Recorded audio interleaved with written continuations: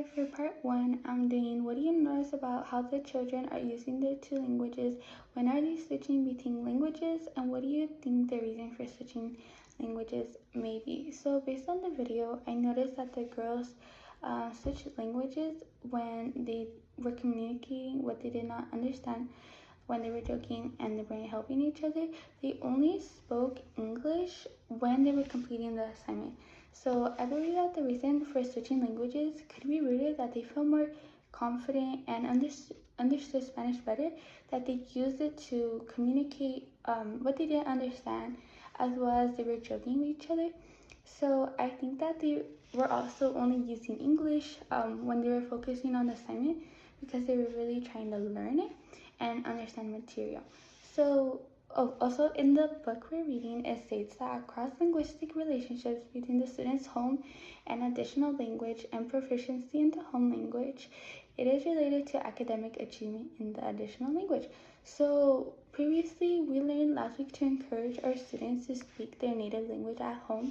So therefore the girls showing that they understand the material they are learning, because they would have translated. So by them speaking their between each other their native language, it helped improve what they were learning, but also helped them understand it. So so this is what totally teachers are looking for, that they're able to understand the material in both languages, but also build on both languages. So for part two, the teacher used examples of their native language to help them learn English. So based on the video on how racial bias works, I noticed that the teacher from DYSA treated each student as an individual and called them by their name, as well as another strategy that was used was that each student had an opportunity to participate for their team. I believe that this strategy strains the student-teacher relationship, because the educator did not have any bias or racial bias towards their students and their teaching strategies.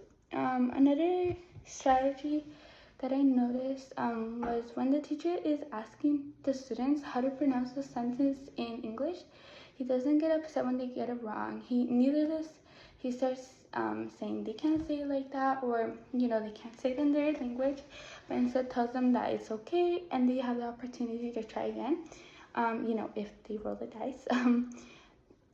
So because of these strategies, he is able to help build a positive relationship between student language, race, and power. Also, the teacher is not policing them, like in the video mentions. He's not damaging the language, and goes deeper, as such as, if you're, being, very rude about it. He's not doing that, so he doesn't, he's not hurting their identities, and that doesn't go to, how they feel about their language, race, and power, like the video mentioned.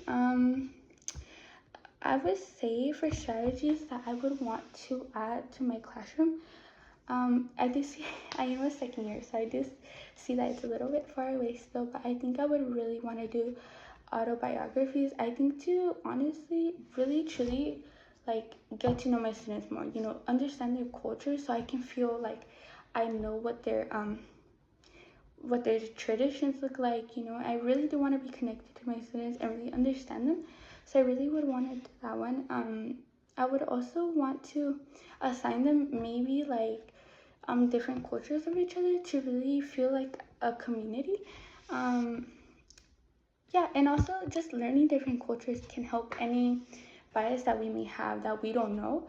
So being able to have the opportunity to become a better educator is really what I thrive for. So yeah, I don't think I would suggest any additional practices for the video for the YSA, because I felt like the teacher, he did a really good job really including each student. He, instead of grouping them, they were still in teams, but it was more as like they got to use their voice and speak when it was their opportunity or chance. And I also would like to say that they handled every situation right. Obviously a student got it wrong, and they didn't get mad at them or anything. And yeah, so thank you so much for listening.